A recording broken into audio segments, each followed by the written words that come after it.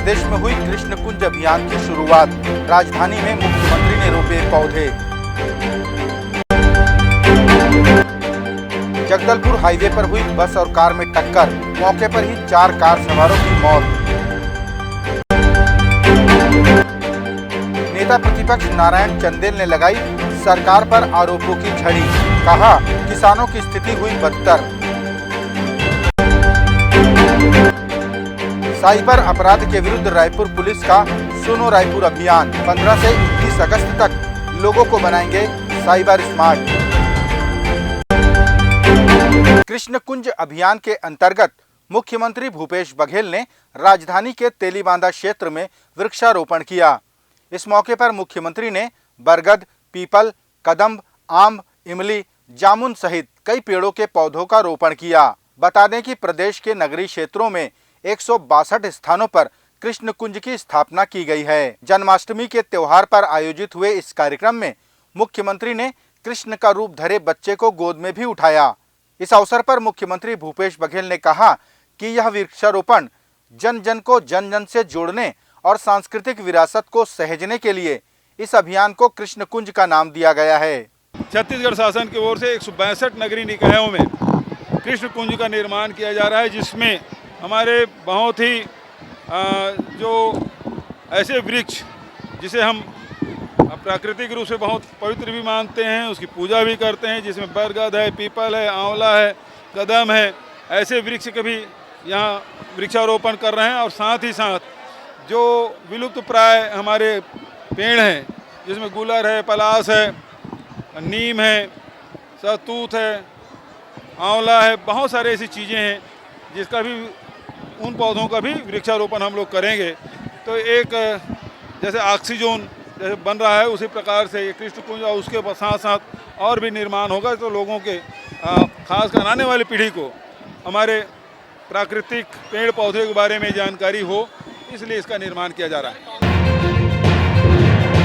Bharatiya Janata party के नारायण चंदेल ने नेता प्रतिपक्ष बनते ही सरकार पर आरोपों की बौछार की। उन्होंने मीडिया से रूबरू होकर सरकार को हर क्षेत्र पर विफल करार दिया और कहा कि प्रदेश में आज किसानों की स्थिति बद से बदतर हो चुकी है।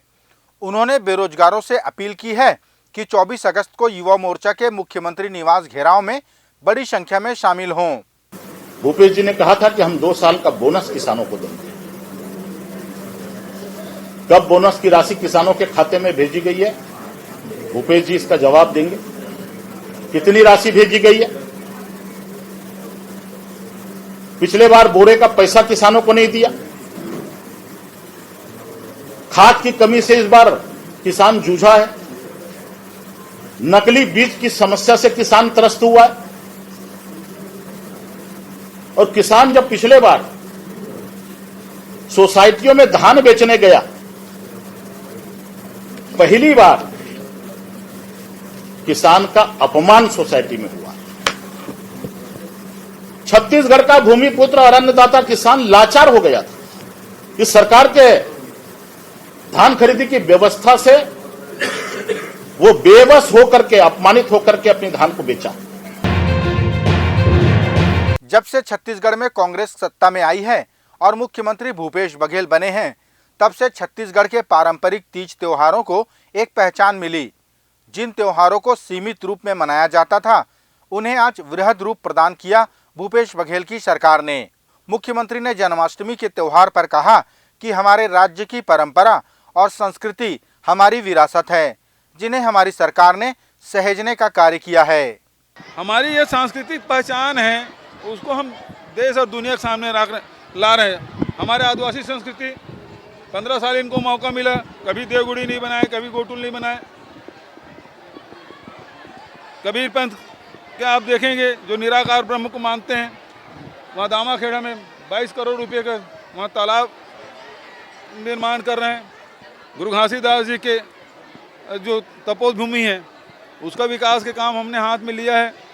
तो जितने भी यहाँ जैसे बौद्ध सर्किट में आप कहेंगे सिरपुर का, उसको विकसित कर रहे हैं। तो हमारे छत्तीसगढ़ का राम वनगमन पर्यटन पर्पथ है, तो छत्तीसगढ़ से जितनी जुड़ी हुई चीज़ें हैं उस सबको हम सामने ला रहे हैं, चाहे यहाँ की भाषा हो, चाहे यहाँ के संस्कृति हो, जीवन शैली है, वो सबको सामने लाने का, जिसे हम सब छत्तीसगढ़ के लोग गर्व करते हैं, तो हमें गर्व की अनुभूति होनी चाहिए। बासी डे भी हम लोगों ने मनाया है, बोरे बासी का भी। तो ये है कि जो हम सब जो भोजन करते हैं वो उसमें भी हमको गर्व की अनुभूति होती है, वो हीन भावना से हमको नहीं देखा जाना चाहिए। दंतेवाड़ा में भी कृष्ण कुंज अभियान को लेकर जिला प्रशासन और वन विभाग ने मां दंतेश्वरी मंदिर परिसर में वृक्षारोपण कराया और जन्माष्टमी के त्योहार में अधिकारीगण शामिल हुए। इस मौके पर जिले के कलेक्टर विनीत नंदनवार, वन मंडलाधिकारी संदीप बालगा और जिला पंचायत की अध्यक्ष तुलिका वर्मा शामिल हुईं। सभी ने यहां पौधारोपित किया और इसे सहेजने का संकल्प लिया। वृक्षारोपण के दौरान जिला पंचायत अध्यक्ष दंतेवाड़ा तुलिका वर्मा ने कहा कि इस कार्य के फायदे अनेक हैं। पर्यावरण से लेकर सांस्कृतिक विरासत सहेजने का यह अनूठा प्रयास साबित होगा। आज पूरे छत्तीसगढ़ प्रदेश में कृष्ण कुंज का शुभारंभ किया गया है, जिसके अंतर्गत हमारी एक छोटी सी कृष्ण कुंज एक छोटा सा बगिया रहेगा, जिसमें बहुत सारे पौधारोपण किए जा रहे हैं और हमारे वन को संरक्षित करने के लिए, सुरक्षित करने के लिए, पर्यावरण को सुरक्षित करने के लिए ये योजना चलाई जा रही है। और इस जो कृष्ण कुंज की जो बगिया है, इसमें जो भी, क्योंकि ये हमारे माँ दंतेश्वरी के टेम्पल कमेटी के अंदर में है, एरियाज़ में है, तो ये इस बगिया में आने वाले जितने भी दर्शनार्थी रहेंगे उनके लिए भविष्य में वहाँ पर बैठने के लिए जो सुविधाएं होंगी, बच्चों के लिए खेलने के लिए पार्क जैसे बनेंगे।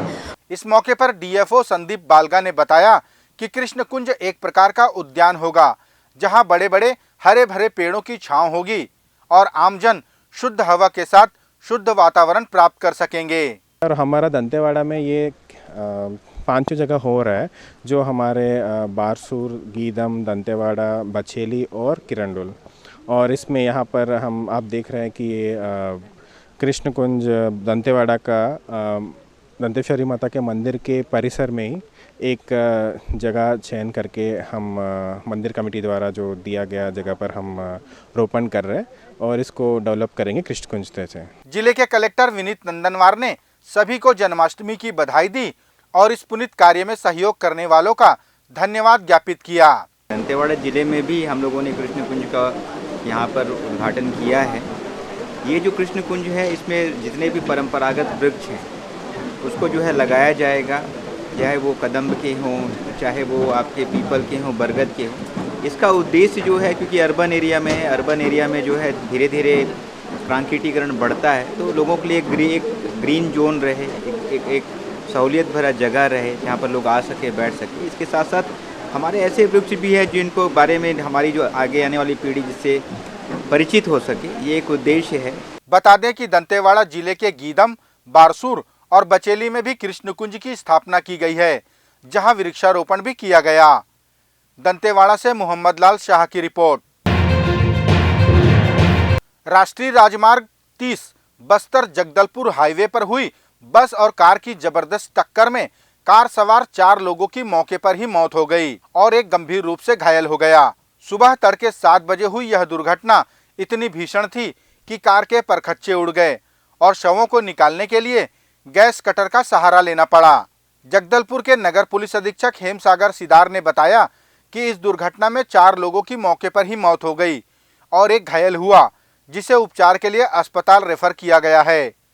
आरोपी वाहन चालक के खिलाफ अपराध पंजीबद्ध किया गया है। मामला थाना सिटी कोतवाली जगदलपुर क्षेत्र का है, जहां आज तड़के सुबह जो है मेटावाड़ा पुलिया पर जो है एक पायल बस और टाटा नेक्सन कार में जो है एक्सीडेंट हुआ है और इस एक्सीडेंट में जो है मौके पर जो है 4 व्यक्तियों की मृत्यु हुई है और एक व्यक्ति जो है वो घायल अवस्था में है, जिसे इलाज के लिए मेडिकल कॉलेज जिंद्रापाल रवाना किया गया है और अभी जो है मौके पर पुलिस बल जो है तैनात कर दिया गया है और अभी इस मामले के जो आरोपी वाहन चालक हैं उसे भी जो है पुलिस के द्वारा हिरासत में ले लिया गया है और अभी वर्तमान परिस्थितियों में जो हालात है वो सामान्य है। जगदलपुर से अनवर हुसैन की रिपोर्ट। प्रदेश के मुख्यमंत्री भूपेश बघेल ने राजधानी रायपुर के प्रेस क्लब में वरिष्ठ पत्रकारों का सम्मान किया और उन्हें प्रशस्ति पत्रों का वितरण किया। मुख्यमंत्री ने इस अवसर पर प्रेस क्लब में बनने वाली लाइब्रेरी का भूमि पूजन किया और सभी पत्रकारों को बधाई दी। मुख्यमंत्री भूपेश बघेल ने इस अवसर पर कहा कि पूरे प्रदेश में रायपुर प्रेस क्लब के कार्यों की सराहना हो रही है। उन्होंने क्लब के कार्यकारिणी सदस्यों को बधाई देते हुए जन्माष्टमी त्योहार की शुभकामनाएं दी। इस मौके पर प्रदेश के मुख्यमंत्री के अलावा नगरीय प्रशासन मंत्री शिव डहरिया, महापौर एजाज ढेबर, हिमांशु द्विवेदी, प्रेस क्लब अध्यक्ष दामू अम्बा डरे, कोषाध्यक्ष शगुफ्ता सिरीन समेत राजधानी के तमाम पत्रकार मौजूद रहे।